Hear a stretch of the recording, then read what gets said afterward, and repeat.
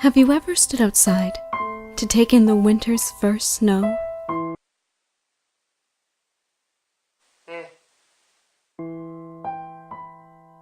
Tasted the crisp air, let the stars of ice fall upon your face?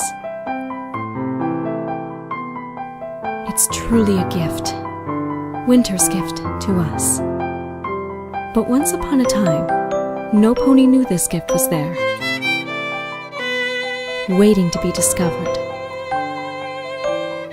Well, all except one. Snowdrop.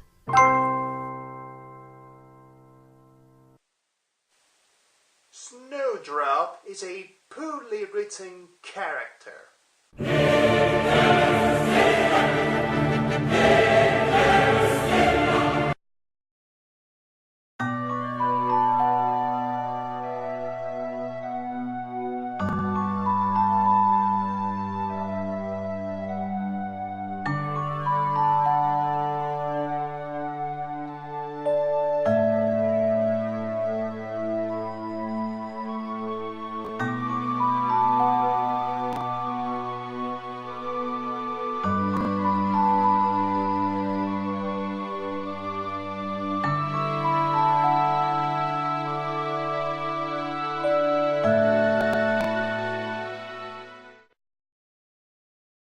Snowdrop is the Silly Philly Studios' big-time fan project that took over the My Little Pony fandom by a storm of doors. Set several eons before the show, this ambitious animation depicts the story of a little Pegasus, the titular character, and her quest to find a position in the world, which is seemingly undermined by her obvious inability. The problem with the main character, and therefore the problem with the short film itself, lies in the very over-emotional nature of the diegesis, namely the fact that said emotional nature is mostly self-indulgent and acts as a cover for its lack of substance. The words emotionally manipulative get thrown around in the description of certain shows and films way too easily and too often without regard for the actual meaning of said words. Yes, it could be argued that all fiction, by its own constitution, is prone to manipulate the feelings of an audience and the way said audience relates with certain characters. But getting invested in a character is always and ultimately a subjective experience, and said subjective experience is determined by how a work of fiction is able to introduce and develop its setting and protagonists in the first place. I personally don't find something as infamous as Clannad to be emotionally manipulative, because by the time the various tragedies strike, I'm already familiar with and invested in the individual characters. I've gotten to know their personalities, troubles, and layers beforehand. Snowdrop, on the other hand, or Hoof, doesn't have a real personality, or a properly developed one for that matter. Her character is defined by her obvious physical disability and a series of overly abused cliches taken straight from your average holiday special. Let's see, eye-rolling voiceover introduction? There is nothing in this world quite so amazing as the first winter's snow. 夢には終わりがある。 Check. Sad music?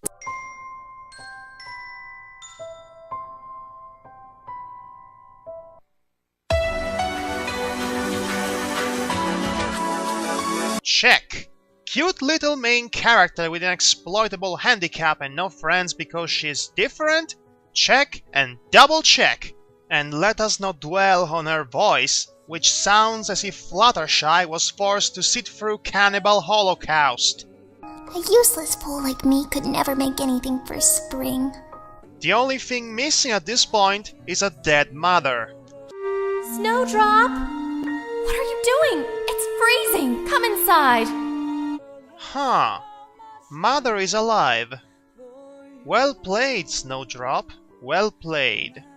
Still, Snowdrop is the textbook example of something that's emotionally manipulative. It exists for the sake of being adorable and cute, but ultimately neglects to have anything meatier behind its own presentation. The tragedy, the real tragedy of Snowdrop, is not the unhappiness derived from her insecurities and lack of a social ground, it's the fact that her most defining traits don't go beyond their appearance and stereotype. In the eyes of the audience, she's not a lovable and sad character because of her actual personality, she's a lovable and sad character because she's blind and lonely and sounds like Fluttershy after sitting through Hannibal Holocaust. It doesn't help that her conflict gets resolved almost immediately before any real development, skipping the quasi-entirety of Act 2 and directly jumping to Act 3 in time for the lesson of the day. Snowdrop feels like the quintessential holiday special formula. It wants to try and teach an important lesson about finding your path in life through the means of personal expression, which is a good moral in its own right, but gets undermined by its own lackluster execution, too worried over being gratuitously emotional than being substantial. And that's why this is a terrible story with a terrible protagonist who's not cute at all and...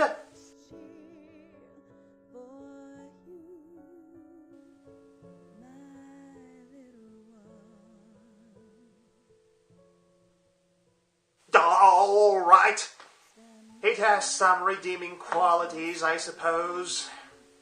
The saving grace of this short film is the character of Luna, the way she relates with Snowdrop, the quest to find appreciation for what she can do, and the clever parallel that is traced between the two of them and the elements they embody, night and the winter season, the stars in the sky and the snowflakes, all of which don't get too much love.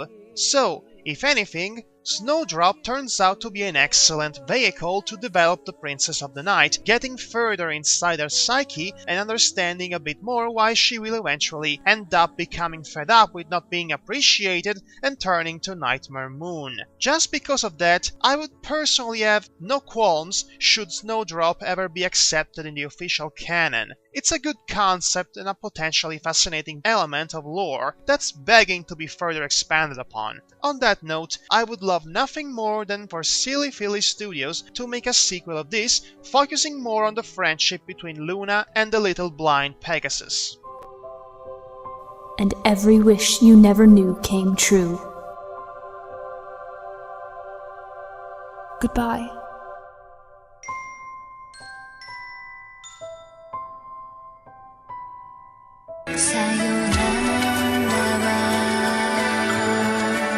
Much like Double Rainbow, this too is a great achievement, an important achievement for this fandom that shows their dedication and appreciation for the original show, and it also opens up new doors of possibilities towards the future of the animation industry. With that all said, me and Snowdrop are never going to be friends. Never. No, don't look at me like that. It's not going to work a second time. Just stop it, okay? Stop that thing you're doing with your eyes. Stop it. Oh, cannot resist that. Oh, come here, you little rascal.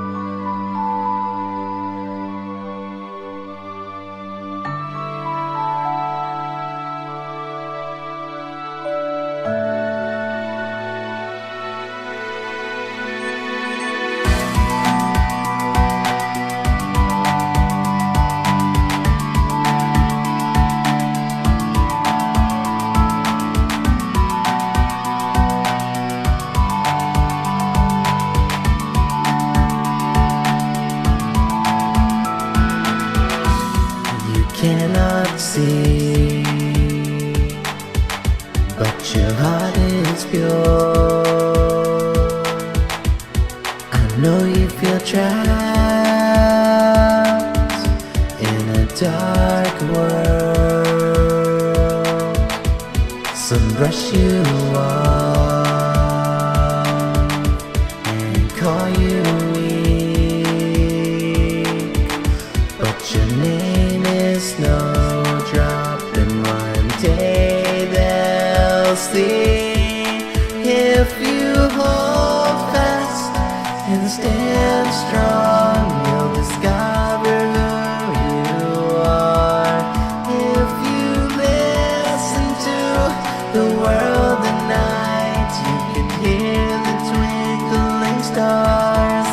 If you use love to guide your heart, you are bound